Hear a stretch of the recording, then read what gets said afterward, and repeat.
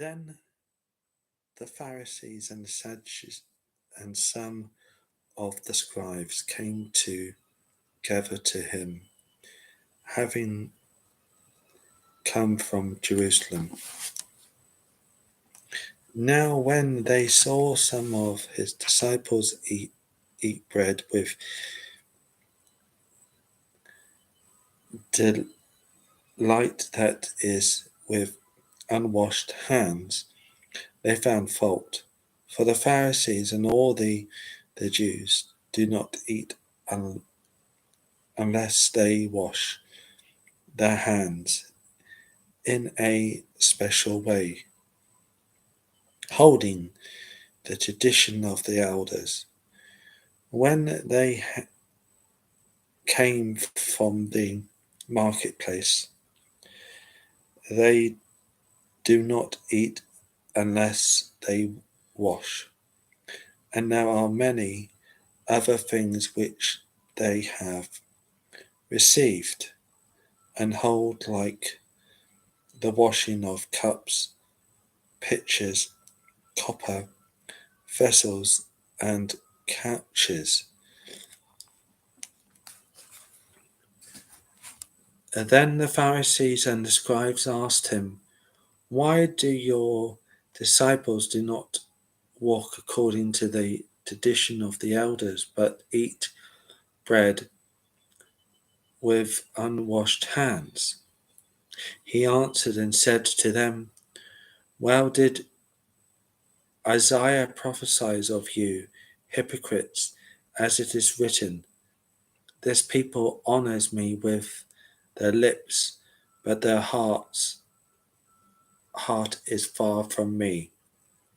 And in vain they worship me, teaching as doctrines the commandments of man.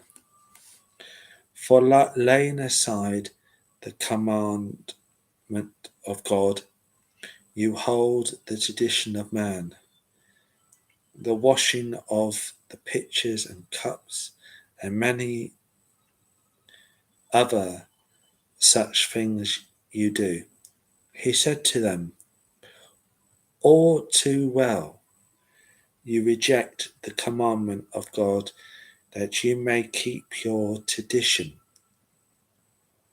For Moses said, honor your father and your mother, and he who curses father or mother, let him be put to death.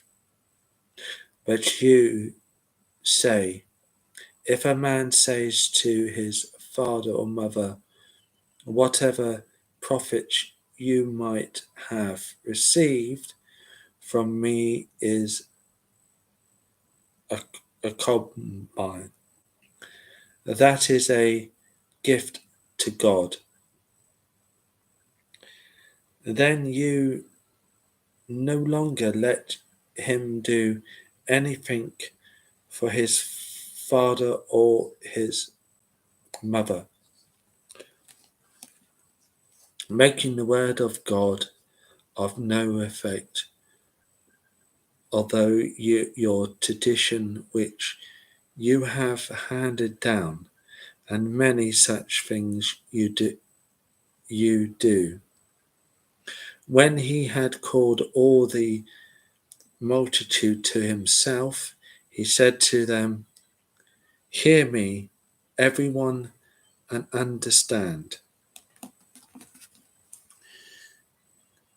There is nothing that enters a man from outside which can defile him, but the things which come out of him, these are the things that defile a man.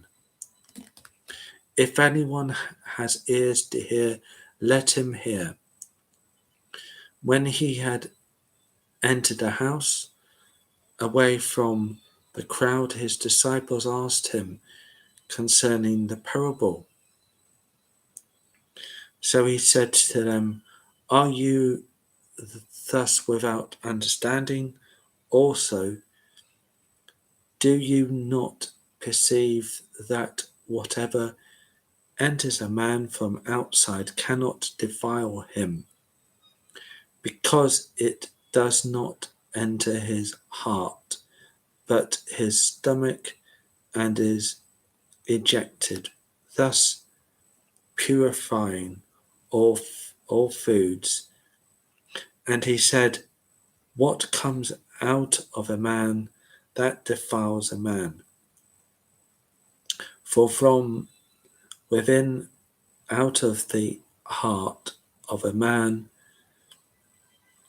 proceed evil thoughts, adulteries, fornications, murders, thefts, condemnations, wickedness, deceit, lawlessness, an evil eye, blasphemy, pride, foolishness. All these evil things come from within and defile a man. From there he arose and went to the region of Tyre and Sidon. And he entered a house and wanted no one to know it, but he would not be hidden. For a woman whose young daughter had an unclean spirit heard about him, and she came and fell at his feet. The woman was a Greek, a Cyrenian by birth, and she kept asking him to cast the demon out of her daughter. But Jesus said to her, let the children be filled first, for it is not good to take the children's bread and throw it to the little dogs. And she answered and said to him, yes, Lord, yet even the little dogs under the table eat from the children's crumbs. Then he said to her, for this saying, go your way, the demon has gone out of your daughter. And when she had come to her house, she found the demon gone out, and her daughter laying on the bed. Again, departing from the region of Tyre and Sidon, he came through the midst of the region of Dionysus to the Sea of Galilee. Then they brought to him one who was deaf and had intermittent itching in his speech, and they begged him to put his hand on him. And he took him aside from the multitude and put his fingers in his ears, and he spat and touched his tongue. Then looking up to heaven, he sighed and said to him, Elijah, that is, be opened.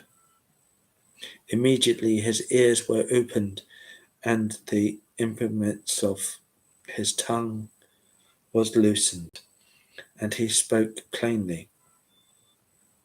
Then he commanded them that they should tell no one, but the more he commanded them, the more widely they proclaimed it.